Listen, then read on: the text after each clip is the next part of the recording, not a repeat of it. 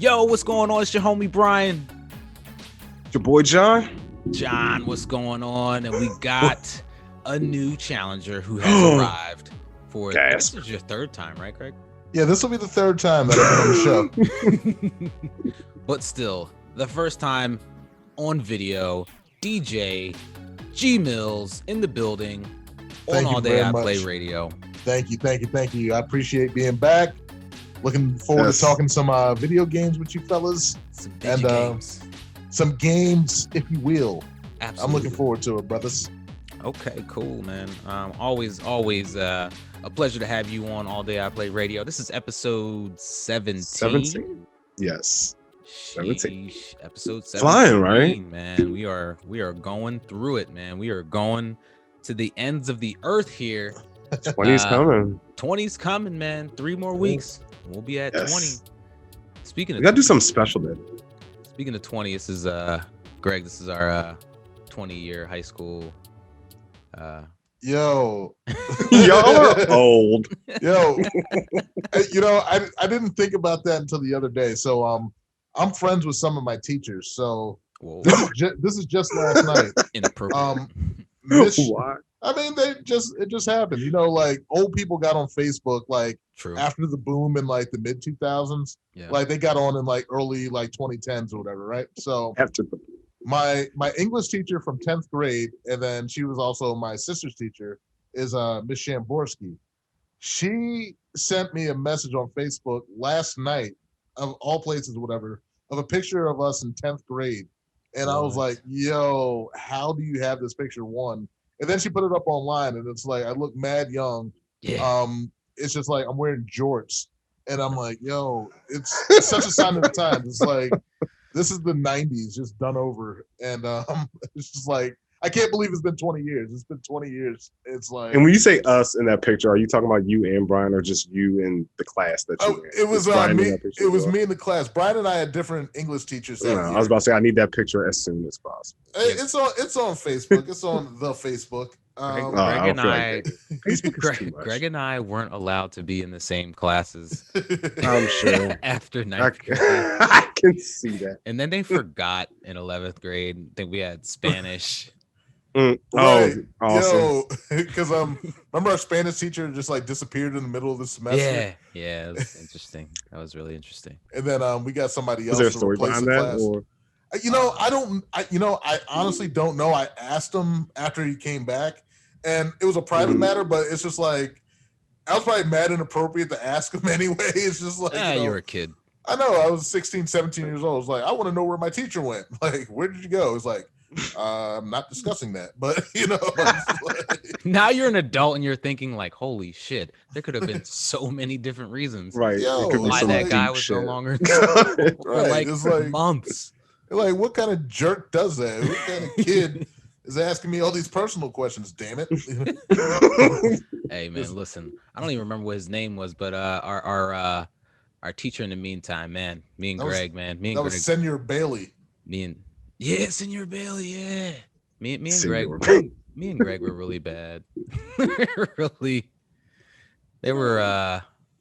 I have to ask for forgiveness before I go to heaven. Oh my god. Yeah, man. There were times. We had physics. That was 12th grade. Yeah, we had physics together, and so Miss Prowse, if you're out there, we're very sorry. We're very sorry. Quick aside on that one. All right, yeah. So Miss Prowse was our student teacher. Yeah. And she was coming in, like, you know how student teachers come in and they're teaching, and like, the other teacher's kind of like watching in the background. Right. So the setup was And you don't have to use names. Going forward. Sure. All right. So the setup was our teacher, our normal teacher said, all right, guys, he was cool. Like he was a cool teacher, right? And he was like, all right, guys, Miss Prowse, that was her name, right? It's already out there. Yeah, it's like her teacher's coming out for her evaluation tomorrow. I need y'all to be on your best behavior. I don't even think it was him who asked. I think it was her who asked us. No, I think it was him. I think he like let us know, like, look, you guys need to stop whatever you're doing. No, he didn't care. He didn't care. Don't be yourself at all. He didn't care until after she left and was just like, yeah, you guys were acting up and stuff like that, but you're not going to act up anymore. We were the worst we've ever been when her teacher showed up. Yeah, we were my God. I've never seen us that bad in the history of like, I mean, and she probably got a bad grade because of like how she handled the class. Yeah. We were that bad. Y'all made her rethink her career. Well, it wasn't on purpose though. It just happened to happen that way that day. We were just cracking up at everything. It was so stupid. And it's like, but I remember just being like a jerk that day. And it was like, we were bad, man. Just out of your way. Why did you guys go so hard that day for whatever reason? Yeah. And then we got other kids to like be, just as disruptive as well. We made her cry one time, I think. Monsters. Yeah, but we weren't like mean to her. We were just like Greg and I just talked and laughed all the time at everything. Was this a mist of her talking? And it didn't matter what class. So you were being mean. It didn't matter what class we were in. It was basically just like anything that was funny to us at the time. We would just start cracking up about it. Yeah. So in the middle of class, like when they're trying to teach, but Yeah. Sorry about that. Sorry, student teacher. Sorry, Miss Prowse. Yeah. She's probably married now and has kids and has changed her career. A successful teaching career. Hopefully she's had a success in teaching career. I hope we didn't derail her. She was a nice lady. She was really nice. She was, yeah. So she's a dentist now. So, gentlemen, since we took the trip down memory lane, just want to let you know we're gonna go there again later on. But Jonathan Moon here, today's your last day for the week, right? On your stream, right? Today was my last day. Okay. Yeah. So Jonathan Moon here has started the Moon stream, which is definitely a product of All Day I Play Radio. We got the B stream, got the Moon stream, and then we got the video podcast, the audio podcast. We're going to be on Clubhouse this week. Yes, I'm excited about that. Yeah. So, but my man John started streaming on the Moon stream. Streaming what, my friend? I was streaming Persona 5 Strikers this weekend. And can I just tell you about my dystopia? So, John, I'm sorry. Uh-huh. Yeah. What you been playing all day, cuz? Oh, that's a question. My bad, man. I've been playing Persona 5 Strikers all weekend. Yeah, let me just tell you about my snafu that I was having on Friday. And mind you, Brian was on the phone with me the whole time. You're a champ, bro. You got me through it because I was panicking because I didn't have a USB. I have a laptop. I'm gonna be honest. I don't have a huge setup. Had a laptop. My USB connector wasn't enough, so I had to go to get an extender. My order was canceled by Amazon. So 30 minutes before the stream, right? 30 minutes before the stream, I had to run to Walmart. Thank God it's across the street. Stayed in a Walmart line. I'll let your imagination take over. Then I came back, hooked everything up, and of course, it crashed because I didn't properly prep. Brian got me through it. I appreciate you, bro. He got me on the right track. Got it running all smooth all weekend. Thank you, sir. Oh, yeah, absolutely, bro. You know how we do it. But I love this game, man. And it's not even because it's Persona. This is my first Musu game ever. Yeah, hilarious. So, it was new to me. But it still had the flavor of Persona, like the simulation type shit. Like you could go out, hang out, talk to your friends, do this, do that, in the city before you get to the alternate universe on this one. Mm-hmm. Not trying to spoil too much, but yeah, you just go in, do the Dynasty Warriors thing, jump out, and they have a thing where you can jump in and jump out. There's no, on other Personas, there's like a time-based calendar system type Yeah, thing. yeah. Yeah, it's not on there. You could just keep jumping in and out as many times as you want, like a dragon. Like there's no concept of time, which I like because it doesn't feel like you're rushed or Mhm. there's a sense of urgency. It's a relaxing game. So Right. it was not relaxing aesthetic wise, but as far as there's no pushing you. You don't feel forced to do anything. But Right. I love it, man. I love it a lot. I think you would like it too. Both of y'all actually. You too, man. I don't know, bro. It's been a long time since I played a Musu game, Did you like it when you played it though? I got the original Dynasty Warriors 2, which was my first introduction to that style of game back in October 26th, 2000. It was a launch game for PS2. So yeah, at that time it was just kind of like, this is cool. It's better than Silent Scope that I had, but it wasn't better than SSX, and it wasn't better than Madden 2001. Man, that game was amazing. Wasn't that the best Madden one? 2001, like sitting around here. It's actually sitting on my shelf right now. That's one of the dollar purchases recently. So it was only $1. It was $1. It wasn't $1 back in 2000. I'll tell you that. Nah, it was what? It was $60. Wait, yeah. PS2 games were 50. They were still 50. Yeah, they were 50. Yeah, instead of 70 now. But I just wish they made it multiplayer though, like you requested. Yeah, a couple weeks ago, that would have been dope. And I don't know if any of the Dynasty Warriors games are multiplayer because personally, I think I played the second one and then I played another one, maybe the demo of one, and I was just like, yeah, this is still the same shit. I'm good.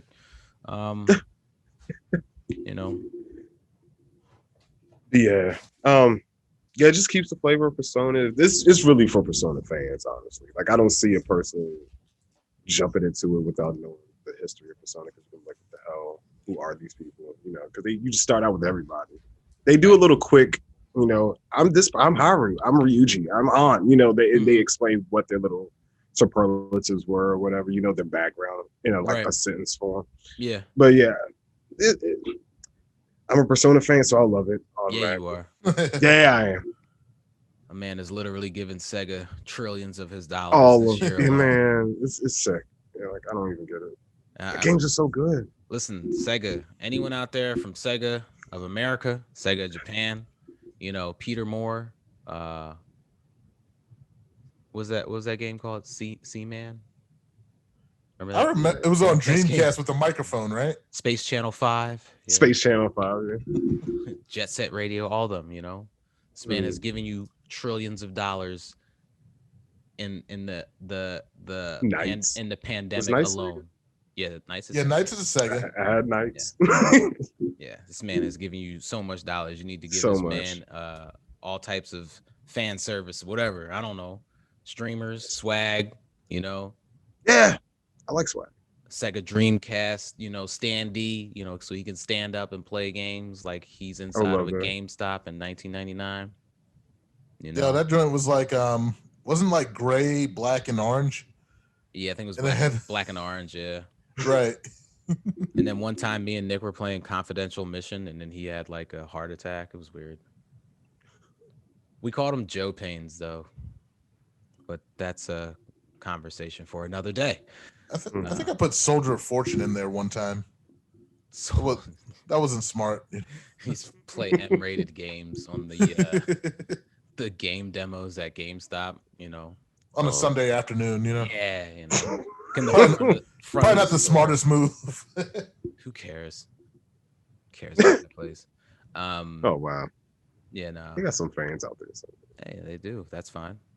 Somewhere. There are people who have fans that shouldn't have had fans. Doesn't mean it makes it okay, No, yes.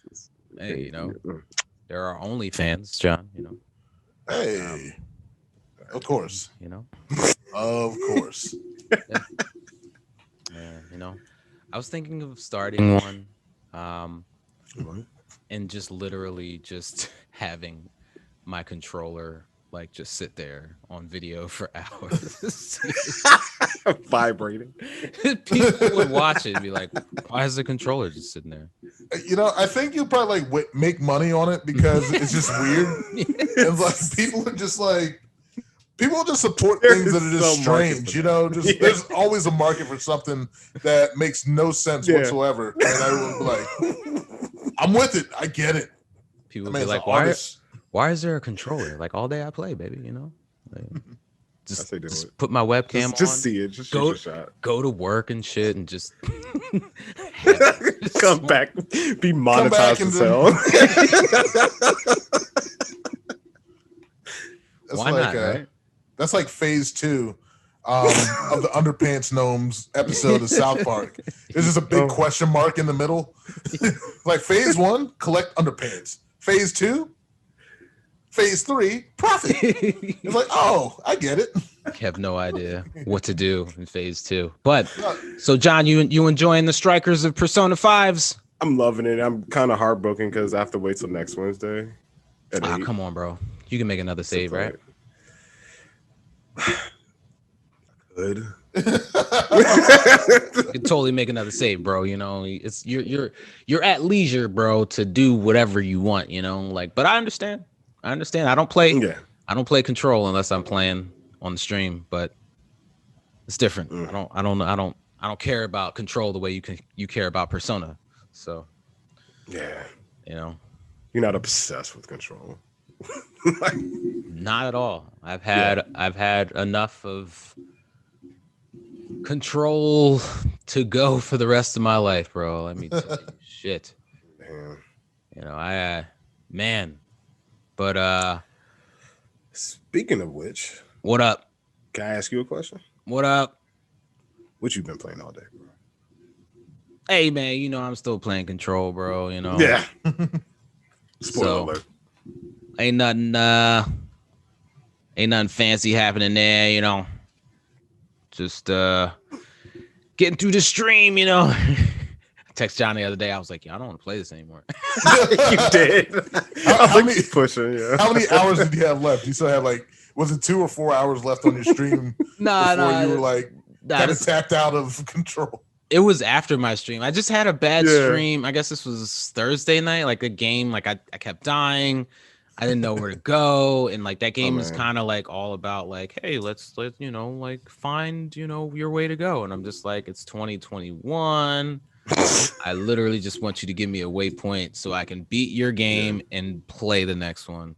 But you know, I understand it's not always about that, and you know, I appreciate the aspect of being able to explore. I think if I wasn't on stream, like I wouldn't care, but there's a different pressure when you're on stream, where you know you don't want to die, you don't want to get lost, you don't want to, it's almost like you don't want to waste people's time. So right, and that's what happened to me today. Like I don't know if y'all saw it today. I got lost for like 30 minutes. I was like, where the hell do I go? I was like, what do I do, bro? I started my stream Thursday, and I started at 10, and I was lost until 10:45. I was today. Yo, that changes the whole perspective of the game. I was mad as shit. Yo, wow. Yeah, I was. No, I texted Tommy while I was streaming. I was like, I'm so pissed because I'm like lost as hell. It's funny because it's obvious, like when games put like that random like player in there, just like, oh, you need to go this way, and then you have like some buddy that you have just following around, but he's really just guiding you through the game because you have no idea where to go, right? Like beyond that. So I get it, but no, getting lost in games is the worst. I know. Yeah, it just feels more like you're extending the length of your game by making me backtrack, by making me, you know, have to look at your shitty map and not know where to go. And, you know, it's just kind of like one of the things like, all right, well, whatever, you know, I'm on the stream, you know, I'm gonna make the best of it. You know, it controls really well. Like you said before, you know, it should control well. But yeah, you know, I'm trying to figure out what I should play next. Hopefully I'll be done this week. I guess I'll be on episode 7 on Wednesday. So, you know, I've been playing about 12 hours so far, since I do 2 hours a day or 2 hours per stream. So, you know, hopefully I can beat it this week. I'm not sure. I didn't look to see like how many hours this game was. I probably should have done that. But then, yeah, man. Nah, I don't. Nah, you know, I mean, Yeah. I might look it up tomorrow. You know, like whatever. You know, but Yeah. yeah, bro. Definitely in there. And of course, you know, that's pretty much it. Besides Overwatch, which is a constant. But Greg, what you been Yes. playing all day, bruh? Oh, look, Tell us. other than my copy of Madden 2001 with Eddie George on the cover. Yes. There it No, is. not really. But I've been picking up. So I picked up Miles again for the first time in weeks. Nice. I told Brian a little bit earlier that my basement was in shambles. We had a water leak issue and everything, and that's where I had my God. PS5. So my PS5 has been basically out of commission for about a month or so. So I'm finally starting to get that back. So I picked up Miles again today and just started playing, getting back at it, you know, and it's like cool. And it's like the storyline's picking up for me. So I'm like, okay, I could probably play this a little bit more. It kind of hit a dead spot early for me and I wasn't really into it, but now I'm like, okay, I can get back into this. I can, you know, I love Miles. Miles is great. Yeah. Mhm. Rocket League, of course, you know, the games are getting competitive. I'm having a good run. Not so much of a good run last night, but you know, I'll throw last night out. But most of the times, it's been good running on Rocket League, of course. And then I picked Overwatch back up again, and not just to do it, but I've been picking up Overwatch, and I'm having fun playing Overwatch again. Wow. It's been such a long Yeah, time wow. because, yeah, I know, right? It's been such I a am long not. time. And maybe it's because of listening to you guys and listening to the show or whatever. I just been picking it up again. I'm like, I really used to like this game. This is Yeah. fun. This I is good. did too. I You know really what used to like it. Yeah. Yeah, but I took like 2 years off. And it's like I didn't play. I honestly did not play Overwatch for more than like 4 hours in 2 years.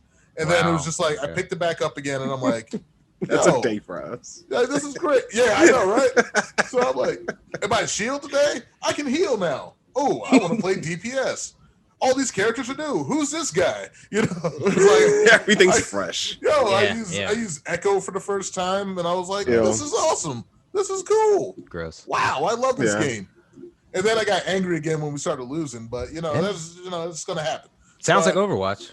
But I'm having Yeah. fun with it again. It's just kind of like I'm seeing it from a different perspective because I've taken that break and now I can come back and enjoy it. So I'm glad you're liking it, man. Overwatch. I'm glad Again. you're. It's funny because we played what? When was that? When did we play last? I Wednesday? think we played Or last Thursday? night. We played last night. We played last night. Oh my We did. god! Yes. Yeah. To like, Yeah, Yeah. because tired John with the left. board. I thought Yeah, John was I mad just- and left, Damn, and that then he was- came back. I was mad and left. Yeah. The first time, no, I was tired. Yeah. And then, you know, Dominique was up playing control, so I was like, what the hell, I might as well now. And so I, you know, play with y'all again. And then I got pissed and just bounced. I was like, you know, sorry, I owe y'all a bye. Because I we didn't had say a couple. bye to you We had a guys. couple rough rounds. You know, they didn't go so well. You know, I'm sure. Standard It probably bullshit. wasn't even y'all doing.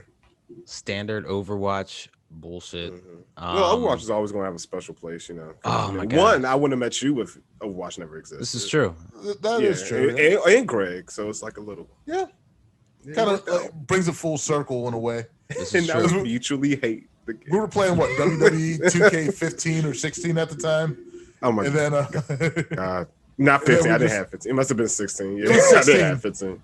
yeah, 15 was maybe the worst Yeah. one in recent years, and then 20. 15 of was course. horrible, yes. 15 and 16 20 had the one with worst. Seth on the cover, yeah. Yeah, I think so. So Okay, yeah. whatever. Let's see. I think it was Seth or Daniel Bryan. I can't remember. Oh, right. But I think it he was was really good. 17. Yeah. was a 19 was good one. bomb.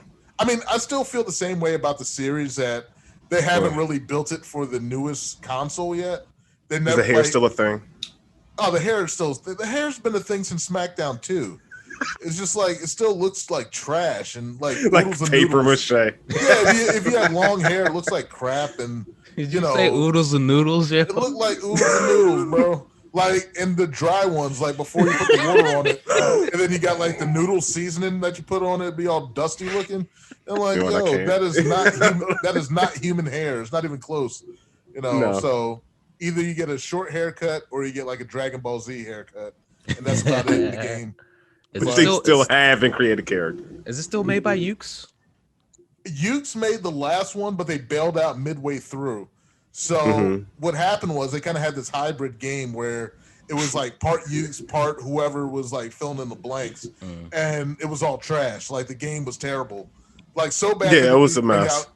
So bad that it didn't bring out 2K21. They came out with Battlegrounds, and that's like their arcade version of WWE games. But yeah, it's their NBA Jam. Yeah, it was bad, kinda. man. NBA Yeah. Jam. Damn. Jam. Oh, Jam. All right. Speaking of the NBAs of Jam, but also, Greg, you playing anything else? Right now, that's pretty much it. Other than an occasional game of Madden or something like that, it's just mostly like the sports game, or not the sports games, but mostly Overwatch and Rocket League. Rocket League's kind of like a sports game in a way. Yeah. As far as like competitive, it's like yeah, I was gonna say competition wise. Yeah, and it's like I've been playing on the competitive mode also. Ooh, how's that going? It's fun, man. It's like I enjoy the challenge because those guys are pretty good for the most part. But then you end up with trash teammates also too. Yeah. And then they'll talk trash while they're losing. And it's like, you're the reason why we're losing. It's like, why are you talking trash to everybody else? You know, like pick up your game. Can you hear the opponents as well? No. Okay, I was about to say. So it's like you can't even hear your teammates. It's they have like the little like chat option where they'll drop the one-liners in there. And then like if you mess up, somebody will say, "Oh, thanks. What a save!" If you miss the ball or something. And you're just like, "Yo, shut up." Love toxicity You guys in games. are the worst. Oh man. They're so and they're so passive aggressive about it too. Yeah. Oh my god. Here Like, it sounds you like guys it. are freaking jerks, like for no reason. It's like, or then people will quit too. So if you're playing competitive and somebody quits, then they don't replace them. So you got to go 2-on-3. Yeah. And it's like I won a couple of those where it was 2-on-3, but still, it's just like you go down by a goal and you quit the game. Like, yo, come on, man, you're trash. Like, who does that? So, Sir, you described Overwatch. Yeah. I know, and I know it's very similar in that regard. It's like the toxic community of It is gaming, and that's an issue. And we're toxic in it too. We are. Yeah. I went off on somebody the other day. Like, Greg, you weren't on. It was me and Brian. Yeah. Brian is the nicest passive aggressive. Like to me, he's a douche. But like to the other guys, he's like, you guys, you know, we need to understand that this game, you need to team up. I was like, I don't give a F. Y'all are some trash. Y'all need to not play this game ever again. Oh man. Yo, and I just be on the other end of the controller, like. Yeah, I was like, he being nice. I'm not. I'm like, yeah, that's what he said. This is unacceptable. No, but it is funny because it's like you need your teammates to cover for you to win. You know, so it's very much a team game. So similar in Rocket League, similar in Overwatch, and maybe that's why I like those two games because they have those, similarities to it. And when it works well, it's beautiful. Yeah. And when it doesn't, you're like, this could be so much better, you know. Yeah. But there's also games in Rocket League that are so close, like you'll lose a game by one, and you don't feel bad because if you played well and your teammates play well, it's all right, you know. But if it's just like you're getting blown out or somebody's just not doing what they're supposed to do, or they're bumping you out of the way when they're going for the ball and not covering goal when they should be, that's when you get upset. So it happens. I feel you. Sounds like Overwatch. Yeah. And I'm a competitive person. I can openly All admit three that. of us are. I want to win. I want to win. I want to win. Yeah. You play to win the game. Why are you playing if you don't want to win? Go play It's some just other quick shit. play, bro. Yeah. You don't play it just to play it. That's what we get all the time. Yeah, I don't give a damn. Like, there's a win side and a loss side. I don't want to be on the loss side. Maybe I don't you want do. to be on there. Yeah, maybe. You do. Well, I'm glad you got back in though, man, and I'm glad when I saw you on again last night. Yeah, I forgot we played last night. I don't really remember a lot of last night. Sorry. Had a good time, man. I'm glad that you're back. Because we enjoy playing with you guys, but you got to play more. So, Yeah. Like, are you back, or like, are you going to disappear for another 3 years? That's to be determined right now. I don't know if I'm back, but I'm TBD. Let's just say I'm enjoying it right now. How about that? And let me just say, I do not hold it against you if you quit again. Because Totally understand. It wasn't Totally even the understand. fact that I wasn't enjoying it then. I just think we went too hard with it. It's like we were consistent, like nightly, that we would play the game, and then there was like a period of time where one of us would drop off, and then there was two of us that dropped off, and then somebody be on for like 20 minutes, and then we lose a round, and then they don't want to play anymore. So then it was like, sounds like Overwatch. We just slowly started dropping off, and then we ended up playing other stuff. It just happened. So yeah. I mean, we got into Grand Theft Auto, so that's you guys definitely got in there. You guys were in there for a long time. Yeah, but some of y'all still playing? Not as much, but no, we Madge still plays it, right? Yeah, Madge still plays, but I haven't seen the group jump in as hard as we used to. And it's like, if you go back in, it's just more so you see what the new items are that week. You want to spin the wheel a couple times, and that's about it. It's like, I as far as like playing like consistently, it was when they dropped the new heist. A bunch of us jumped back into Grand Theft Auto because we were giving Red Dead a try. But Red Dead is boring as hell. It's like, it's fun. It's a beautiful game. There's fun moments to be had. But that game was so slow. And I'm like, yo. And then it's like, you can't just buy your stuff. You have to like buy your stuff and then wait for it to get mailed to the post office. And I'm like, yo, this is because it's like 1776. Yo, it's a video game. I want it instantly. I don't want to wait. It's Rockstar Games, baby. All about that realism. We want realism. That's what you got to ride your horse into town and then go by the postmaster general to go get your gun bullets. And then when you get your bullets, make sure you clean your gun because your gun will jam on you. And I'm like, I don't want to do any of this. And then going from GTA to that must be jarring because you're in a Lamborghini and then you gotta take this pony or horse. We got flying cars, and flying horses. I thought there was going to be like a Pegasus when we got over to Red Dead because it's been out for long enough, and no, it's just you're galloping along, and Red Dead is very much grounded in reality versus GTA's extravagance of pop culture and thugnificence. It's like I enjoy the game, but it's not. It's like I'm glad it was $5 for the online. So it was just like if I paid more, I'd have been like, man. What have I done? It's good. Good. It's a game. Like I said, man, I'm glad you're back on the watches of overs. Second one, they had some announcements going on. I didn't take a look at it. Sorry, John. We'll talk about that next week, I guess. But we kind of talked about what was that game, that WWE Battlegrounds, and how it's the NBA Jam, or I guess WWF, the arcade game reincarnated. Yes. Oh my God, loved. Yes. And so, we were talking. Greg had wanted to talk about some great arcade memories, man, and yeah, man. Born in the 80s.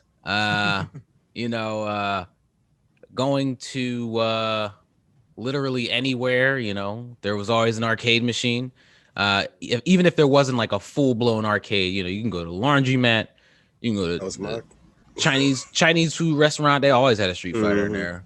The one near my house, the Chinese food restaurant, always had a Street Fighter in there. Street Fighter 2, then Turbo, then Hyper Fighting, whatever. Yeah, man. I remember as a kid, we went to Florida. My mom was working for a company she still works at. Shit. This was in like 90.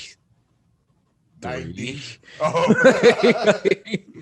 What year were we in fourth grade, Greg? Was that 93? That's 92, 93. 92, 93, yeah. Yeah, that's fourth grade. So it was 93 because it was spring.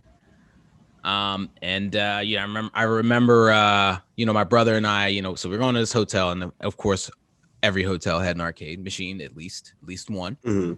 So we're on the flight. It's my first time I was on a flight, And the only thing me and my brother could like think of, like, yo, I can't wait to get to the hotel. They probably got Street Fighter 2, because at this time, Street Fighter 2 was just everything.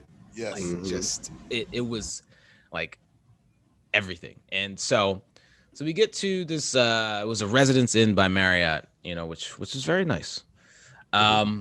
We go to the I guess the lounge area, and they don't have Street Fighter 2, bro. What? And my brother and I sat there in disbelief at the gall of the management of this establishment, bro. Like, what are you thinking? Like, this is moneymaker, you know? So they had World Heroes 2. Awesome. And they had a little game that I had never seen before, but had heard about, called Mortal Kombat. This is my first foray into Mortal Kombat, and kind of seeing that, and you know, my dad was playing it. You know, like my brother and I were playing World Heroes because, you know, we're used to the 2D sprites at that time. You know, we had SNES and, you know, sprites over everything. You know what I mean? You know, so we see this game and we're just like, it looks weird. It looks, I don't know. And then like I looked at the name and I was like, Mortal Kombat, that's the game that Jason was telling me about on the bus. I'm watching my dad play and it's like mad violent. And I'm just like, hey, there's a lot of blood in that game. He's like, really? Like, I realized Dad was very desensitized to violence when I was a kid. He liked a lot of karate movies, didn't he? Martial arts, everything action, everything Steven Seagal, everything John Claude. You know, my dad cried when Bruce Lee died. You know, he was very much an action film guy and still is. He thinks The Transporter 2 was a good movie. There are things I did too. Okay. Never mind. Sorry. This is information that I don't need to know, John. I like the Transporter series. So. Yeah, you know, the first one's good. I have all of them. So anyway, you know, we're in this arcade, and so when we go to the neighboring hotel property, which is another Marriott, because my dad's just like, yeah, let's just walk. My dad's all about, let's walk around and just see whatever's here. And this was the first time I saw Street Fighter 2 Championship Edition. And me and my brother were like, yo, it's so fast compared to vanilla Street Fighter 2, which is super slow. Yeah. But yeah, man, that I'll never forget, you know, that time when I saw Mortal Kombat kind of like accidentally and didn't even realize what it was, because it's not like I could go on YouTube and see what a video was when my friend told me about it. Mm-hmm. So yeah, man, I'll never forget that, and I'll never forget like realizing, like, after playing that for a little while, just kind of being like, oh shit, like there is a new sheriff in town. Like there is another, you know, there's another rodeo going on. You know, it's not just all Street Fighter. You know, this and yeah, like, as you know, this was motion captured. Yeah. But even from a fighting and just the controls and just everything, like, it was a great game, you know. So yeah, man. Just the was it naivete? Was it naivety? Naivety, yeah. One of those. You know, just you know, I miss that. I miss walking into things and seeing things for the first time and being wowed, which doesn't really happen because now I just see that shit on the internet and then I might see it, you know, and it's like, oh, okay, cool, this is what it really looks like, you know. But that's my story, you know. Sorry if I took too much time there, but how about y'all? It was a good story. It was definitely a good story. What was your favorite moment, Jonathan? Well, mine, Brian, is my mom used to work at Howard University. She worked in the men's dorms. Okay. As residential life. And so she worked overnight. And so, like, when, you know, it was just my mom. You know, my dad passed when I was 10, so it was really just her. And my grandmother, you know, couldn't watch me all the time. So she took me to work occasionally, which was overnight. unhealthy for a child. I was like 7. So so of course I'm gonna be up all night. They had an arcade down below in their little, I was about to say clubhouse, got that on my mind. Their little rec room or whatever. So I was like blown away. I was like, oh my god, college is cool. But so I was like blown away like you, and so I saw this game called Primal Rage. Oh shit! And I was like so obsessed with dinosaurs at that age, right? Like Jurassic Park was like Gone with the Wind to me, like Citizen Kane to me, and so I was like, oh, this is awesome. And I picked the snake character Vertigo, I think her name was, or whatever. I like this game is the best, and then I found it in other arcades. Yeah. I found it in other arcades, like there was this place called Golden Dome in Greenbelt, Maryland. Greg, you familiar with Greenbelt? No, not at all. Okay, I'm not from here. Right. But I didn't know. He's a transplant. I am. But anyway, it was like a place called Golden Dome. My mom used to take me there, and if I got a good report card, she would take me to the laundromat of the street from my house because they had like 6 arcades. I was like, they had Street Fighter, Mortal Kombat, Primal Rage. They had all the new shit there, and then now it's a gym. But yeah, you're right. But yeah, that's the first time I discovered Primal Rage at Howard University. I think that's hilarious. I loved that game. It never became more than what it was. There was a sequel to it though, right? Like there was a couple of them, or I'm asking. I don't know. Oh, I was about to say I'm gonna find it and try. I was like, what? Yeah. Maybe I'm thinking of Eternal Champions or something like that. I have no idea. That wasn't a fighting game though, was it? Eternal Champions was on Genesis. Oh, okay, yeah, It wasn't good. Don't worry about it. But it was. I don't know. It definitely happened. Did it have PvE elements as well though, besides just PvP? I don't think so, man. It was just like I'm pretty sure it was a 2D fighter for the Genesis. I don't think it was out in any arcades or anything, but it was Eternal Champions, and it was just really hard. I can't remember why. I rented it, and then I was getting destroyed by the computer all day, and I was like, I'm going back to Street Fighter 2. Right. Speaking of which, Ryu and Chun-Li are in Fortnite now. So what? Why? I don't know. Do they throw Hadoukens? I don't know. I wanted to know, but I don't care enough to ask. Does anyone play Fortnite, or do you guys? Did you try it or like give it a? I tried. I tried it. Try? No, not that. I tried it for 10 minutes. I was like, this isn't for me. Yeah. Both versions, like the first one that came out, I share play with Brian when before Fortnite was even hot. Right? Remember when I got Fortnite? I told you. Yeah, he was so about it. I was like, no. I paid for Fortnite.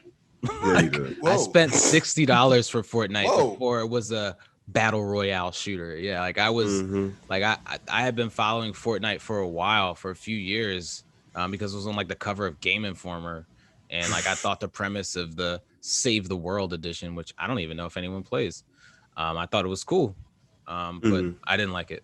So, but then Battle Royale came out, and I was just like, yeah, I don't like this either. So.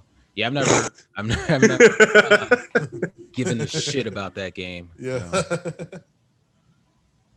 Anyway, no, it's funny. So like what reminded me of the arcades was the fact that MagFest didn't happen this year. Of course, pretty much things because of the pandemic, everything kind of slowed down. But if you haven't heard of MagFest, MagFest is a big video game festival. They incorporate elements of music, video games, console gaming, and arcade games. So the arcade game section is basically a huge arcade. You have classic games, you have pinball games, you got the fighter games, you got your NBA Jam type games. You also have like driving games and then games from Japan, all in one area and all in one weekend. Everything's free to play. Nice. In 24 hours. 24 hours free to play. And it starts on a Thursday, I want to say, and ends on a Sunday. So and it's normally like the first weekend in January. So missing that this year because of, the COVID, everything, whatever, pretty much everything has been, put on hold and everything. But it just like strikes so many memories because I really believe that we grew up in the greatest generation as far as gaming goes. So it's like we've seen the progression of gaming from what it was when it was like 2 buttons on Atari to what it is now, where it's just like you got these games on PC and Xbox and this, that, and the other. But the one thing I miss about going to the arcade was that the games in the arcade were so much better than the ones that you had at home. So no matter what the arcade was, and no matter when the games came out, they look better than your home games. So yeah. So Brian might get a kick out of this one. We used to go to the movies over at Cheltenham Square. Ghetto Ham, right? You know, I went and saw Ninja Turtles over there in 1990, and then the reels on the movie thing fell off. So so we had a blank screen for about a good 20-30 minutes until they could reset the reels and then get Ninja Turtles going again that day, whatever, right? So it took like an extra 30-40 minutes to get the movie done, and people were angry and shouting at the screen and throwing knives at it probably. Yeah. But you know, I believe that. Yeah. It happened, but that's what I remember. So that was the first time we saw Ninja Turtles in the theaters.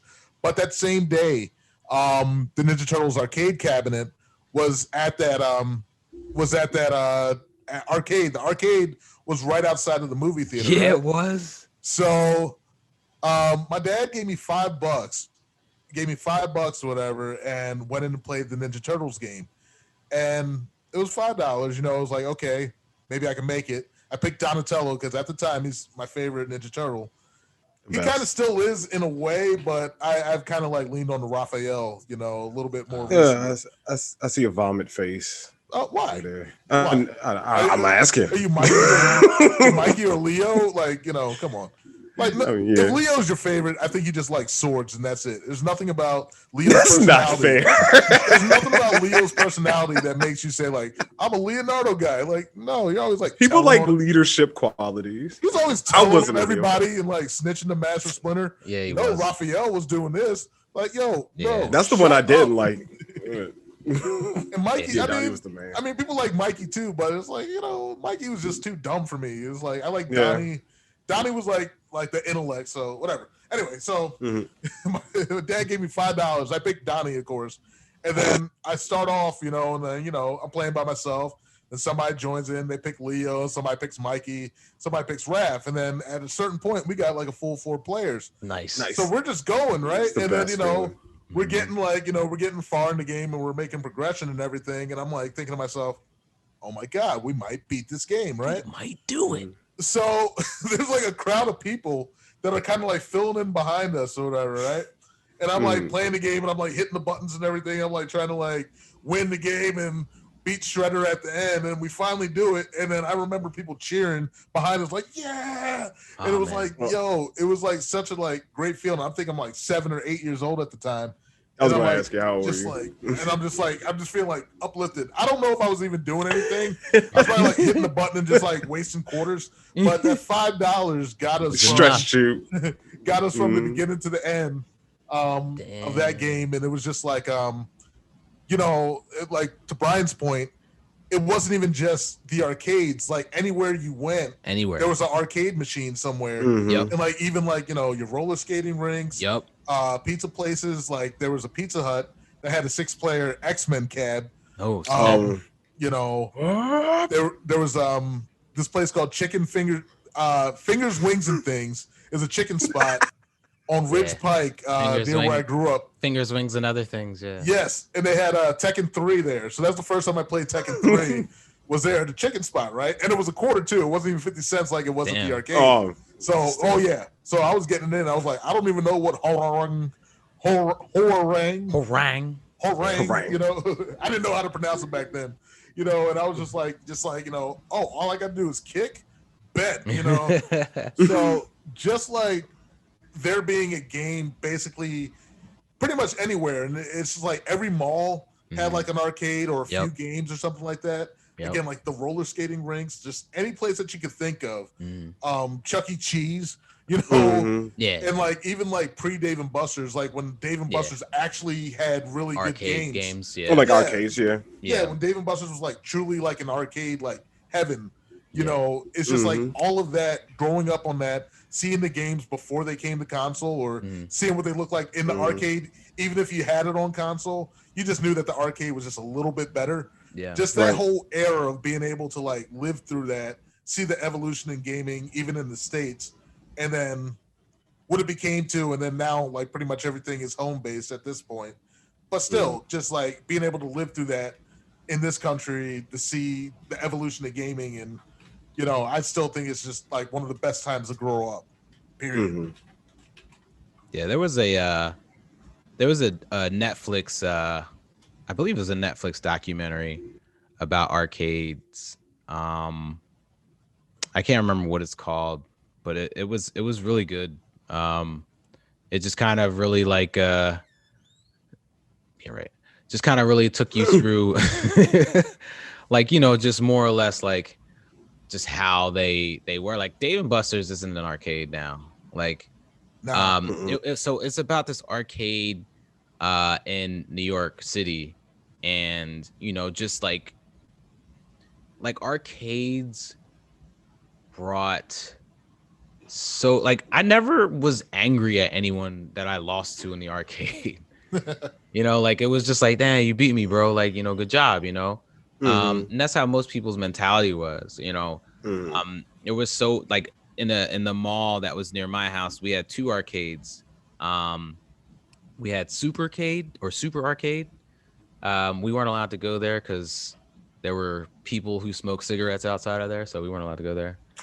And and I guess gangs frequented there, but and then there was another one in the mall that was called Family Fun Warehouse or Family Toy Warehouse. Yeah, I think it was Family Fun Warehouse. I know what you're talking about. Yeah, so that was a really good arcade. Had a lot of games in there, tokens. There was they had tokens there. Tokens, yeah. But you go to the mall like, as a kid, and it's just like during those times we didn't have to worry about like people snatching you all crazy like you do now.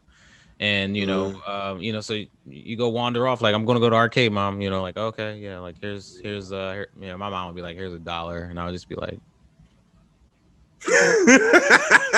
games are 2 tokens, mom. Like, like this might last me a couple rounds. Yeah.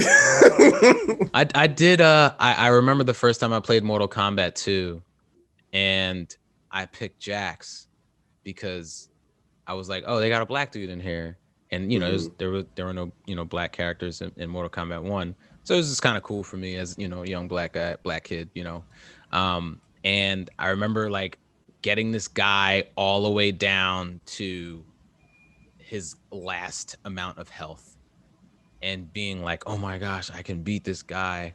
And then I went to uppercut, but in Mortal Kombat 2, if you were pressing down and you pressed low punch, you would do a low punch, right, instead of an uppercut. So I went to haul off, an uppercut my man, I just tabbed him right in his knee, and he just fell straight back. Yeah. It was the most anticlimactic win I've ever had of any you game. were like, yay. Yeah. Everybody was like, man, that was a good move, and I was just like, totally didn't do that on purpose. Probably would have missed the shit out of that uppercut, and he probably would have caught me with one. Yeah. But yeah. Like, it was just very competitive too, like in the fight game scene where you would put your quarter on the machine, just to say, I got like next. I'm next, bro. Yeah, and then crowds would like crowd around the fighting cabinets. I remember I think it was Family Fun Warehouse. They had the Virtual Fighter 2, and they had like the sit down cabinet, right? And I remember I was playing this guy that came in with his girlfriend, and my whole thing was like, I got to beat him in front of his girl. Like that was the whole thing. And I mean, I was like 12 maybe, and I was just like, I gotta beat this guy in front of his girlfriend. This guy thinks he's gonna get one over on me. You know what I mean? And I picked Jackie Bryant, because that's my boy. Nice. Hitting that double kick with him, and then hit the back flip kick, and then jump on him. And I was just like, yo, I gotta beat this guy. And I beat him. I beat him in front of his girl, and I felt great. Then he probably went out and had sex later, and I was, playing a video game. But you were. Too, but, my man went out, had a great evening while you played 32X, bro. Like talking about how I beat that guy in the arcade. Like, yeah, I showed him. And meanwhile, he's like, dumbass kid.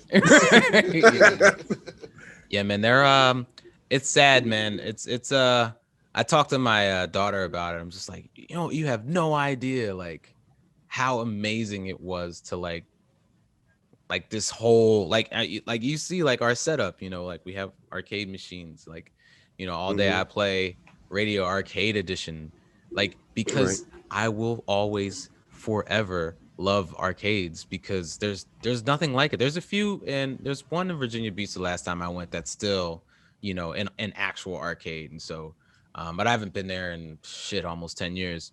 But every time I would go to Virginia Beach, I would have to go.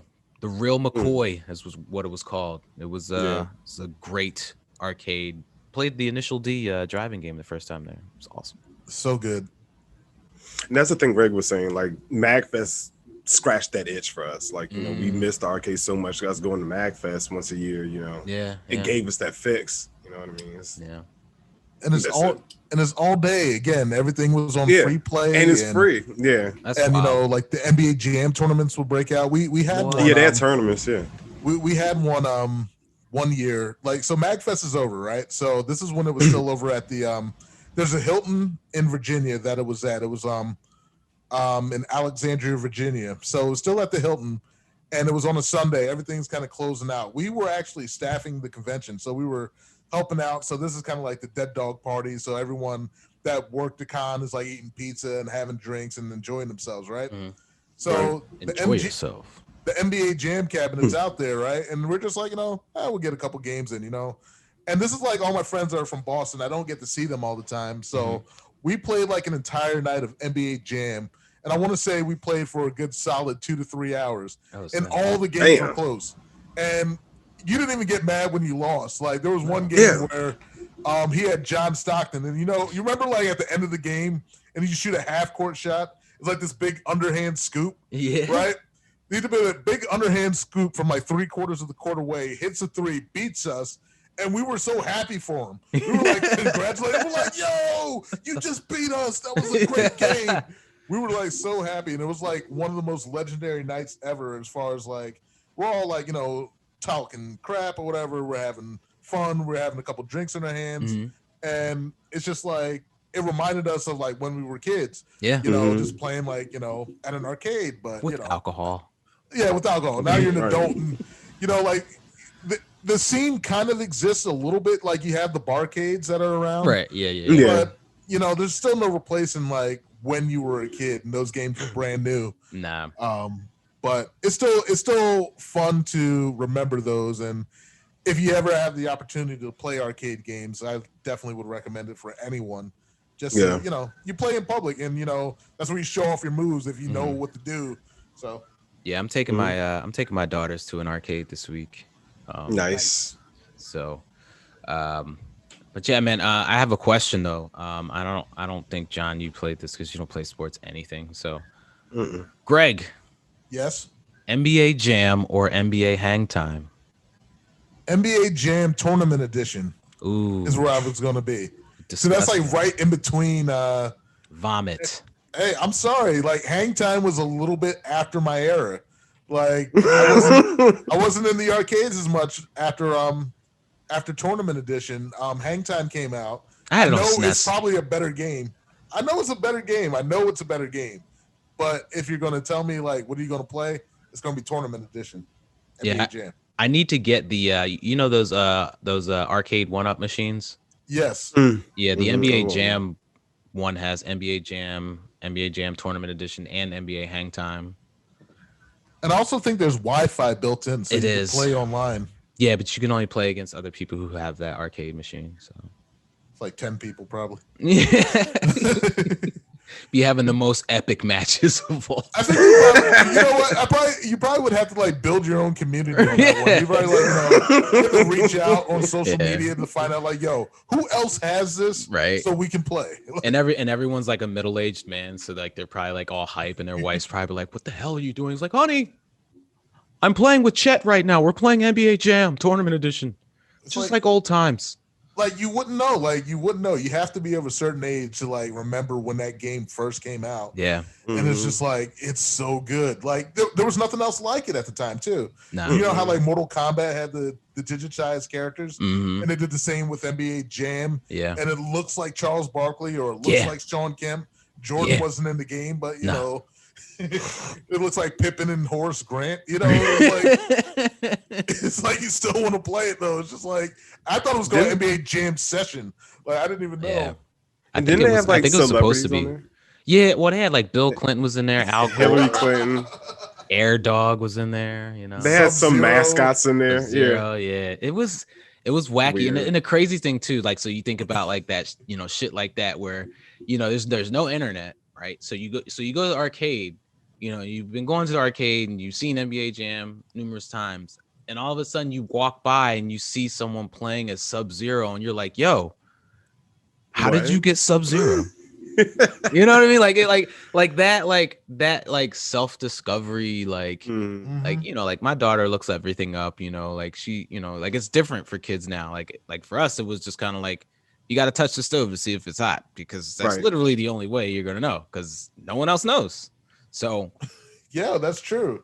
You know, I miss that. I miss that shit. I miss, like, you know, seeing people like do fatalities. It's just like, wow, how did he do that fatality? Remember, like on Mortal Kombat 1 had like the glitch where Johnny Cage could like knock like 3 heads off in a row. Yeah, it's like crazy shit like that. You know, like people pulling that off. You know, it's just, man, I miss those times, man. Or just you had to have you know, you look in the back of GamePro or Electronic Gaming Monthly to see like what the new codes were for the games or the fatalities or whatever. You had there's no way that you would just know that. You know, you'd have to figure it out somehow. Yeah, it was like left, right, down, up, square. Like, but those people usually, like, those were either someone sent that in or the editors figured that shit out, like or they were given, you know, like most of the time that stuff was figured out by people who literally were at the arcade all day and all night. Right. You know, so, you know, like all these combos and shit like that, you know, back in the day, you know, like just like all this stuff that, you know, you weren't given an instruction manual, or you weren't given like a way to know these things. It was all word of mouth, and you didn't even know if it would really work, because it was not like I was going to win to get to a point to, you know, do a fatality, you know. So I had to wait till it came out on SNES with the sweat blood, you know what I'm saying? So you know. Yeah, what was Sub-Zero's fatality? Didn't he like punch somebody in the ice cubes? Yeah, he you know, he would freeze them and then walk up to him and do like a backhand fist, and they would just collapse and still yell, you know, even though they were encased in ice.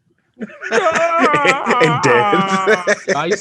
I used to love, like you said, like when you go to the arcade, you know, versus home, you know, like everything was so much better. Like sound was better. Right. I watched a Killer Instinct documentary the other day, and it's interesting because like they were saying how, like, you know, like they set the arcade volume like at a certain level, right? Yeah. But because the game was new, arcade operators would turn the volume up so that, you know, it would draw more attention. But what they didn't realize was every time like there was a combo or a combo breaker, it was way louder than normal. So people, when that game first came out, like people didn't know, like, you know, what was going on, but all of a sudden they would just hear combo breaker and be like, what the hell is that? You know what I mean? Because it was so loud. Like I love like arcade documentaries, man. Like so much shit that you learn, you know. It's a really good documentary for me to like not give a shit about Killer Instinct at all. Was it on Netflix? It might have been on YouTube. I'll find it. Okay. Yeah. Yeah, this is really good, man. Killer Instinct was cool too, man. I really like Killer Instinct when it was made by Rare. Oh yeah, and that was like the preview also, like, you know, like what do I want for Christmas? Yeah. It was in the arcade, and it wasn't at home yet. There's only one place you could play this as of right now. So yeah, it was like essentially like the PC of its time. Like, you know, you think about like how PC games are better than on console. It's like the same thing, right? But, you know, but yeah, man. arcades, right? Like, Man, took me back on this one. yeah, Yeah. man. You feel old, John? Yes. Every day. Yeah, Yes. me too. Yeah, me as well, John. Me as well. Now I miss Magfest, miss arcades, just missing this episode of missing shit. Yeah. Yeah. Didn't they have like don't they got like rhythm games and shit at MagFest too? Yes, they Yeah. have a lot of them. Mhm. Yeah, and you will love them. Like Neek was on this one. I don't know what it's called because it was in Japanese. Clearly, I don't know what it said. But it's like the ones with like the 6 circles buttons. Okay. That's like the size of your hand. And you just go like Yeah. that and shit. Yeah, Ugh. that was really fun. Like shit like that. I like. I love rhythm games. By the way, Oh man. is that the general consensus here? Oh, Hey, I man. love rhythm games too, Yeah. man. I'm trying to figure out. I guess like the last rhythm game that I played was shit. What's that game called I played on my phone. It is called oh man. Something Wild Hearts or something like that. Oh man, what is it called? What is it called? Sayonara Wild Hearts or some shit like that. Yeah, Sayonara Wild Hearts. Yeah, that Found was it. thanks, John. Yeah. Yeah, that's the last rhythm game that I played. But of course it's not, it's not the same as, going back to, P to the A to the R to the A. Oh, man. Parappa's the name. I rap every day. You know what I mean? Like Mhm. shit, man. Parappa was $20 for $40 or 20 minutes for $40, but man, Those 20 minutes though, it was so worth it. It was so worth it. Was Jammer Lammy the same thing? mm-hmm. Yeah. Never played her. Thanks, yo. All right, so my Jammer Lammy story revolves around Brian. I was staying with his family. I can't remember. Okay, what happened was my sister was going to college, and she was going back for her sophomore year, I want to say, and I was staying at Brian's for like a couple days. I believe I was like going to be on a football team or something like that. So my family was driving down to Atlanta. I was staying at Brian's. So one of the things we did, we stopped at Blockbuster and we rented Jammer Lammy, and Brian's brother, his brother Harry, is ridiculously good at parappa, right? Yeah. I'm not so good at parappa because, it's like I think I'm on beat, but I'm not. So it was like Pete to the hey. And I was like, wait a minute, you forgot to close the door. You closed the door. You're not rapping good, right? So it was like I was messing up a lot, whatever, right? So we get Jammer Lammy, and it's kind of like the same concept, but it's all guitar. So it's just like you're doing the guitar thing, whatever, like the guy's singing, and you play like the guitar melody back to what the guy was saying. Yeah. So I got maybe to like the first 2 or 3 stages, right? And then Brian's brother comes by and he's like, yo, that's just like parappa. Let me try it. Beats everything the first time he plays it. It was just super frustrating because he's just naturally good at this stuff. And I'm like, why am I struggling so hard? And why are you just nailing everything like already? But whatever. Because I'm sorry, I'm gonna champion myself as well because I'm good as shit at rhythm games. It's because we're musicians. You are. You both are. And I wasn't, but I really like rhythm games at the same time. Man, Jammer Lammy. Talk about Rhythm- like, back then you rent it, kind of be like, I don't know if this is gonna be good, but it's made by, was it Rodney Greenblatt and them guys, No, Sha. Yes. And so it's like, okay, this is guitar, we were like 14, 15, and I'm like, play no guitar, I'm a hip hop, I don't know why they took the rapping dog away, you know what I'm saying? But oh man, like and Greg and I will be playing Overwatch and just randomly just be like, hold the hose real tight and get ready for a real fire.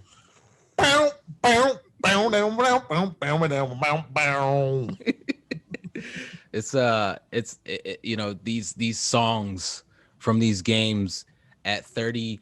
I turned 38 in 5 days. Few days, yeah. I still remember every single one of those songs I still like Greg. I didn't remember that shit. What was that dancing game we were talking about last time we were on here? Oh, we were talking about Bust the Groove last time. Yeah, I had totally forgot about that. Like PS1 and PS2, like literally, I played so many rhythm games. Get to Roo Man, we talked about that last time. Get to Roo Man. What else, man? Like, there's just so many. There's just so many. They're like, but they don't make them anymore like that. You know, like, and you know what happened. You want to know what happened? These, I can't say that word on YouTube. You can say it. Listen, these. I don't know. These publishers, namely the Activisions and EAs of the world, they killed rhythm games because they came out with Guitar Heroes and Rock Bands every year as if we need annual releases of rhythm games, of the same rhythm game. And they just completely killed rhythm games because people were just kind of like, yeah, I'm kind of burnt out on that. But even jumping into that stratosphere, from going from a parappa, you know what I'm saying, to plastic guitars and then plastic drums and a plastic piano, like, just, man, let me tell you, I miss the shit out of some quality ass rhythm games, yo. Like, I just do. Like, it was a relaxation for me, and it was just kind of like a way to engage, my musical ear, as well as, my gameplay. You know what I'm saying? This man right here done grabbed a rock. Is that the Rock Band piano? Yeah, that's the Rock Band 3 piano. So yeah, again, part they made like 8 songs for. Yeah, right. It was still like the same gameplay, and it was like, oh yeah, piano, let's tack it on. But yeah, exactly what you were saying, B, with the rhythm games and everything. I really feel like Rock Band and Rock Band 2 was like where it really hit its stride. But they didn't have to mass produce this stuff at all. I really think what was innovative was with the store. And I think what they could have done, instead of saying, okay, you spend $60 for the tracks that are on the disc, put 20 tracks on the disc, put 20 on the disc, and then the other 40 would be credited in the store. I think that would have gone over a lot more better, rather than saying, no, you have to play these tracks in order to do whatever, because after a certain point, it wasn't even about unlocking the songs anymore. The songs were already coming unlocked at this point, and then you want to play what you want to play. It's like, once you know what the game is, it's like you're kind of past the point where it's like, oh, I'm gonna just play this song because it's difficult. I really think Guitar Hero started off well, but then when it went to when was it Harmonix? Harmonix stopped making it after 2, right? Yeah, I think so. And they went over to Rock Band, and when it was just solely on Activision, the heart and soul left the game or whatever. I don't know. Because it was made by Tony Hawk dudes. Then they made Band Hero. Yeah, I never played that. You didn't mess with anything. I know. I just think it went too far. It was like, it's fun. Like, don't get me wrong. It's like, I'm still in the process of trying to like complete the Rock Band set. And just to bring it back, because I know how fun those games are. Yeah. But we just went too far with it. We went too far with it. It was like every like band had their own like special rock band or special Guitar Hero. It's like, I like Van Halen, but like, do I need Van Halen Guitar Hero? It's like, I like a couple songs by these people. Do I need the whole Green Day rock band? It's just like, and they had the Beatles rock band. It's just, like, no, like, it's just specialty. I like the Beatles. I do like the Beatles. I like music. Yeah. But after a while, it's just like, come on, guys. You're losing what makes it fun. I think if they would have came out with it nowadays, like, one, it would be super egregious in how they would just try to steal the money out of your pockets. But I think you would have kind of more of a compelling, like, musical library and more of a diverse way for them to, continue to take the money out of your pockets. Sure. But, those days are over. Yo, remember we used to play Amplitude, yo? Yo, I was thinking about that one too, because it's in the store right now. So Amplitude's in the PS store for $7.99, and I'm thinking about picking it up again because I played Frequency, but I only played Amplitude on demo, so I never actually played the actual game. Yeah, I had both of them. Chemical Brothers on that shit like crazy. Nice. Yeah, it's and I think too, like kind of growing up where I grew up, where we grew up, in a very, I don't want to say mixed because there weren't really any black people, but very much more of a pop slash, so my musical style is very much mixed. It's very much, I guess when I was younger, hip hop, pop, heavy metal at times, alternative. I don't even know if alternative is still a musical genre, but it's like all these different musical styles. So, playing these games that allowed you to, had different styles for depending on the level, or whatever. Like it could just really always get into any rhythm game, when I was a kid, man. It was just, man, it was great, man. It was so much fun, and the challenge in it. And then just always coming into it already, like, having a kind of, I'm a drummer. So, kind of always having like the understanding, like the beat and keeping the beat and, button prompts and stuff like that. But like parappa and shit like that taught me like square, triangle, and circle and X. Like that taught me that without having to look at the controller. You know what I mean? Like I don't have to look at the controller because of parappa. Mm-hmm. I also think about those games and just like, I talk about how it was a struggle for me sometimes to win at those games. But then when you actually did and you really like caught the rhythm and say like in Parappa, when you got the cool, like after you beat it the first time and you go back and play it again, you can actually get the cool rating and you can do the freestyle stuff.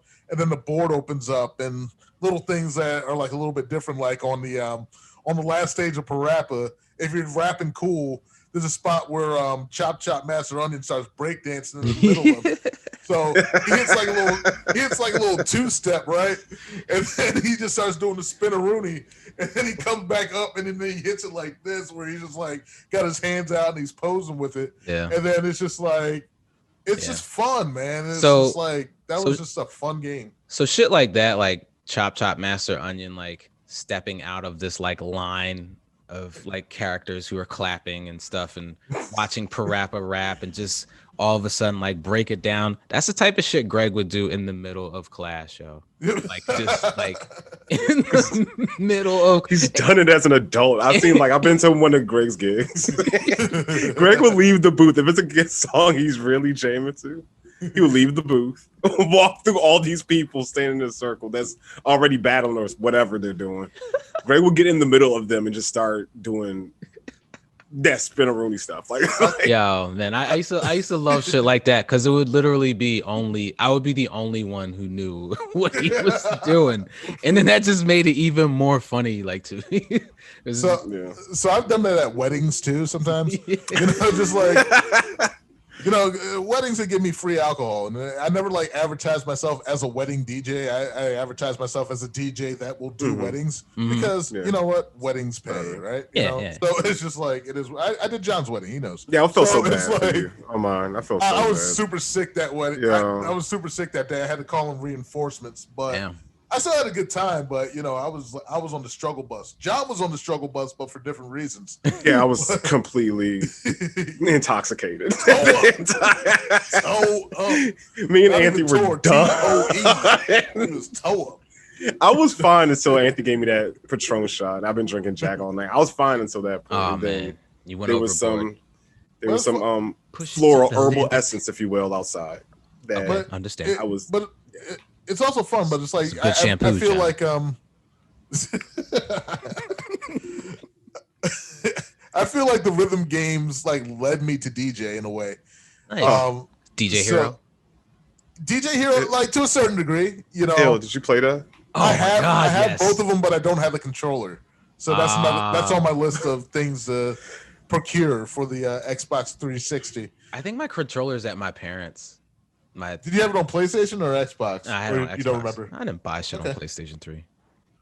I did. Just Sony. No rhythm games. Just Sony exclusives, like Actually, I might have had that on. I don't know what I had it on. I think I bought it on PS3 when it was like $10 when they're trying to get rid of them. Right. Yeah. And like before they before like in resale like skyrocketed. Yeah. They were just trying to like burn off the stock one Christmas. Yeah. So I got it for myself, and then I didn't play it, so I gave it to Maurice, my cousin, for a Christmas present. Like, hey, I was thinking about you. Here you go. And then I don't know if he ever played.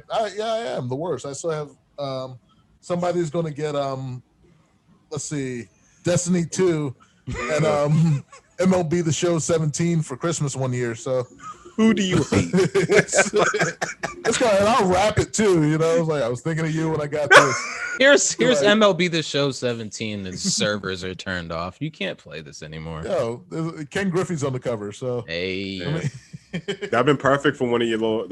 Remember our wrestling meet and greets for Christmas or whatever. Yeah. so I admin a wrestling group. So back in the day, we had a wrestling party, and the gift, like the idea was to get a gift for somebody. It was like $15 or less. So you can find like DVDs or action figures and stuff. That's always like, you know, reasonably priced. But some of these video games too, like somebody would definitely get Battlegrounds because I don't play it. So I don't even care. Like, it's not even in the shrink wrap anymore. I don't even think I care anymore. I would just give that to someone. Be like, Merry Christmas, man. Here you go. Even though you have a, non-disc PS5, here's a copy of this game. Like, bro, it's got Dame Lillard in it. So, you know, really, it does. Why? I don't know, but it does. Somebody's gonna get Destiny 2 as a gift also on disc. So Dame's getting paid. Hulu does live sports, bro. Yeah, he does. It does, you know, as well as being a fantastic basketball player. Right. John, was there any rhythm games that you played then, or? I got in the rhythm game scene pretty late. I didn't play Bust a Move or anything like that. I played Parappa. Yeah, okay. You know? I rented that, and then I was like, okay, this is cool. Then, like you, I just learned the controller. I didn't get anything else out of it because it was like an hour. Jammer Lammy, I never played. Rock Band is when I really got into it. Okay. You know? I guess it was the novelty of the instruments and shit. Yeah, hell yeah. This is cool. And then, you know, I got Rhythm Heaven on DS. Oh, DS, yeah. Yeah, and then, you know, I got the Persona Rhythm. Oh, yeah, the dancing in Starlight, Moonlight, Under the Sun shit. I got all that. Yeah, I played that for a couple of days. That's good. It's a good relaxing game. Like all rhythm games are, right? John, did you ever get into DDR at any point in your life? Never. Oh, gosh. Never in my life. Greg did. Greg got that shit. No. It came out on PlayStation 1 when the 2 was out. So it was just like, okay, they're still making PS1 games. So I got like the first 2 DDRs for PlayStation. And you got the little pad. Yeah. So I got the mat that it came with was good, right? But I got like a Mad Catz one, and it didn't have any like rubber stops. So if you like hit it too hard, that thing would just slide from under you, yo. I think I like Brian Bauer back in the day, yo, and it was like I think you almost died because like you'll fall on your hip and break everything if you hit it too hard. You think you just slide out. Because I don't know, man. It's like that control pad was so whack, but you had to get either the thick one or you had to get the one that came with the original DDR. Trash. Were you in an apartment at that time or a house? Oh man. That was senior year. Home. Yeah, that was senior year though, but I did take it to I want to say I took it to college my junior year. And I wasn't living in the dorm at the time or whatever, so that didn't happen. I was living off campus, but I think I played it once like then and, you know, traded it in probably for Def Jam or something. I don't know. Oh man. Yeah, man, I missed that, man. If any of our listeners are out there and you got some newer rhythm games to suggest, I greatly appreciate it, you know. Yeah. You know, because like I said, Sayonara Wild Hearts, you know, I've really enjoyed that, but it's super short. You know, I can play it on my phone, but it's still not the same. You know, hey, Brian, did you ever try U-Beat? Nah, I remember playing Samba de Amigo on Dreamcast. And then had the maracas. Yeah, and then wasn't there like a Donkey Kong game with like a drum or some shit like that? Yeah, Donkey Kong. What was it called? I know what you're talking about. With the little Congos. Yeah, that was on GameCube, right? Yeah. Yeah. I think it was on the Wii too. Yeah, I think it was. There's a similar game like that called Taiko. Yeah. And that's one of the games that you would see at MagFest in the Japanese section. Yeah, I've where you're seen just it. beating the drum and everything. People are good at it. People Yeah. are actually Donkey really good Kong at it. Jungle Beat. Yeah, there it is. There it is. Yeah, I never played it personally. It would just be hilarious when people would trade it in, and I would just be like, "This big ass thing, man."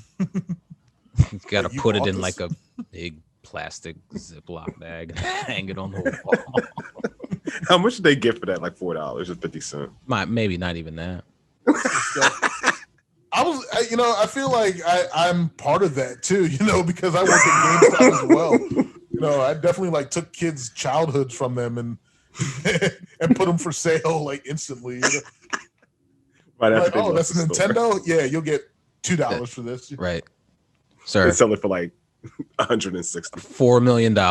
It's crazy now, man. It's like, just think about all the stuff that they have in their warehouses. Yeah, They could make a fortune on all that stuff because retro, like what's old is new again, and Yeah. people want that stuff now. absolutely. Right. It's kind of sick. I wish that I didn't get rid of my stuff from when I was a kid. I wish I had kept it. Yeah, me too. I was thinking about that the other day. I was like, so much shit. Like MagFest again. Mhm. Like I saw, you remember the Power Rangers Morpher when Yeah. that opened Yeah. up and shit? $300 at MagFest. Yes, it was ridiculous. Wow. And my mother bought it for me for like 20 in the Yeah. 90s. And Yeah. I don't know what happened to it. I probably broke Of it course or not. something. Right, threw it out. Yeah, my mother probably did. But yeah, it was definitely like $300. It was ridiculous. And that's every generation too. Just Yeah. imagine the stuff that the stuff Mhm. my dad or his brothers or sisters used to play with back in the 60s and 70s and comic books that he had. Yeah. That stuff's Mm. probably worth hundreds of thousands of dollars now. Yeah. Comic book. You like comic Pokemon books? cards too. That's what Martin said when he was Dragonfly Jones. Oh. Kenji was like, "Hey man, you straight out of comic book," and he was like, "Comic book." So good, man. Yeah, Martin was on sale Martin was too on hilarious. Prime too. So I was like Really? almost tempted to buy like all the seasons. I think the seasons were like $7 a piece. Really? So I'm like Not almost bad. tempted to buy. How many seasons are there? How many seasons? Right. It's 5, but I really say it's 4 because that 5th season's some trash. But Oh yeah, that's when Gina left, right? yeah, once Gina leaves, it's like Yeah. it's Oh. no, No need to They watch left this her on anymore. the boat. right when she missed the boat, right? Yeah, I, mean, was like, for- she was never there. For 35. And then she came back and she would like do a scene. Martin, I gotta go wait in the car. All right, she'll walk out, leave the room. And here comes Martin, like, come on, man.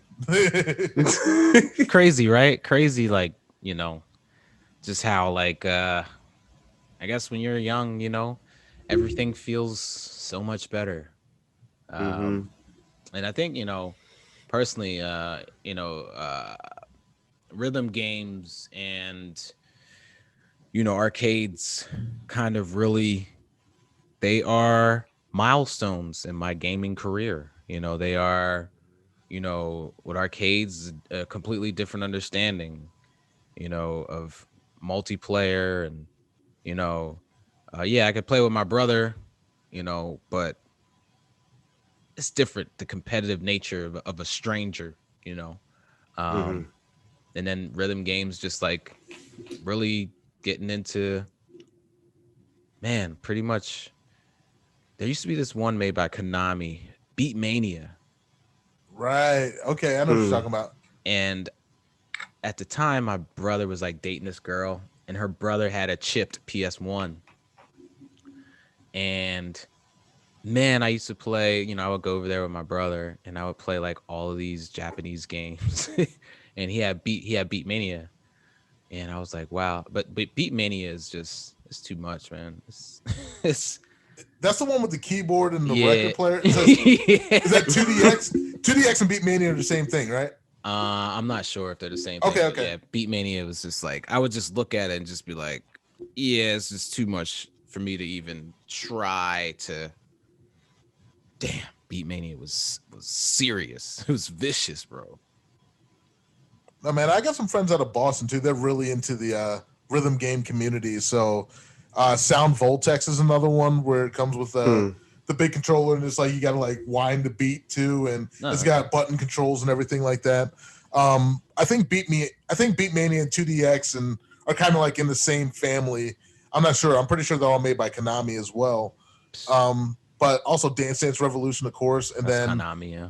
Pump It Up and all those other games that are similar like that with the steps and the feet and everything like that. There's huge tournaments, even at MagFest. Again, everything revolves around MagFest. We keep going back there, right? Yeah. There's just people that play these games and they're really good at it. Like, I don't know if you've been to the arcade and you saw somebody that was just killing it on Dance Dance Revolution. I don't know how they got that good. I'm just like, I'm on like 2s and 4s. I'm like, oh, yeah, I got the beat. And then you see somebody that's holding the rail, right? And their feet are just going. And I'm like, you're just going crazy. Like, how? Yeah, I did not know how you could do beat this good. I got rhythm. But I ain't no dancer, so. And I'm definitely not gonna play myself all the way out there in public, and me, I would probably flip over the back. Right. Trying to emulate what they're doing and shit. I'm like, you can do it. Let me try. I just like I said, man, those I enjoyed this episode with you all. It made me reach back and really kind of like pull from my childhood. So appreciate y'all. Yeah, you aged us on this, sir. Hey, it's all right. Don't matter, I'm hey, at the end of the day, bro, we it don't matter how old we are, we'll never stop, can't stop, won't stop. You know what I mean? And I think as like my daughter, she got an Oculus Quest or the from her grandparents, so I'm gonna play that. So it's just kind of like different experiences, as the generations continue to go. And yeah, man, that's I don't have anything else for this week, man. How about y'all, man? I got one. Is Oculus, is that Beat Saber? Is that on Oculus or is that on PlayStation VR or whatever? I think it's on both. I want to try that one. Yeah, it looks cool. It looks cool. I would like to try that at some point. Did you see Xavier Woods playing it? No, I haven't. Yeah, it's funny. It was from months ago, though. I don't know if you can find it now, but that's what I thought you got. It's on PS. You could play it on PSVR, yeah. Because that one kid we used to play Overwatch with was playing. I mean, I don't have the VR because it's expensive, but shit. I'd like to try it out though. Maybe Oculus, maybe, I don't know. I had one for a week. I took it back. It just didn't look that good, So it was just kind of like, you're really pushing the PS4 Pro right here, and probably not going to get much better. So it's funny because Hitman 3 is totally playable on PSVR, the whole game. Nice. How's that look? Have you seen it? Like, have you seen? Yeah, I did see it. It looks like shit. Does it look good? No. Okay. Yeah. Say less. It's like a PS2 game to me. Jesus. Nah, it doesn't look that bad, but you could tell like resources are being dedicated to literally splitting up the screen to play on both of your eyeballs.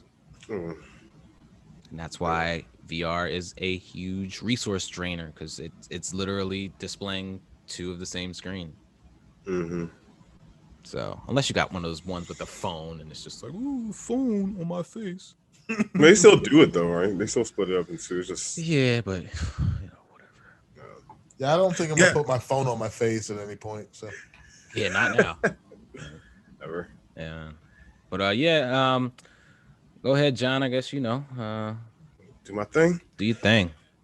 All right, everybody. You can follow us on all your favorite social media platforms at All Day I Play Radio, Twitter, ADIP Radio, and you can follow us on YouTube and now Twitch at All Day I Play Radio. And I'm gonna do my. I know Nintendo Direct came out this week, but I'm gonna give my full review next week of what I felt about it. But, yeah, and I'm going. To Brian's excitement, I'm gonna embarrass we will be talking about Nintendo. I'm sure. So. Also remember, we got the B stream Wednesday Thursday, Friday from 10 p.m. to 12 a.m. We got the Moon Stream Friday, Saturday, and Sunday from 8 p.m. to 10 p.m. And then, of course, this Thursday on the 25th, we'll be hosting a room on Clubhouse where we're talking about what you've been playing all day, bro. We want to hear from you all. You know, we want this time for our community to answer that question for us and maybe find some other like-minded individuals to play some multiplayer games with, you know, just make it a whole camaraderie thing. You know what I'm saying? So, you know, we look forward. I guess John and I will kind of figure out I don't know how to invite stuff, but on there. We'll figure it out. Yeah, we'll figure it out. But we'll put some stuff up in Instagram and Twitter this week. Greg, appreciate you again, bro. Yeah, appreciate being on. Sir. Always a pleasure. Thank you. It's always a good time with you guys, talking games, going down memory lane, if you will, and just talking about what else is coming out and what's new and what's exciting in the world of gaming. It's always a good time, brothers. Yes, sir. Yep. Yes, sir. So, you know, appreciate you all. Appreciate you all joining us again this week. And we'll holler at y'all throughout this week in the streams. Yep. All right. Yes, sir. Peace and love. Peace and love.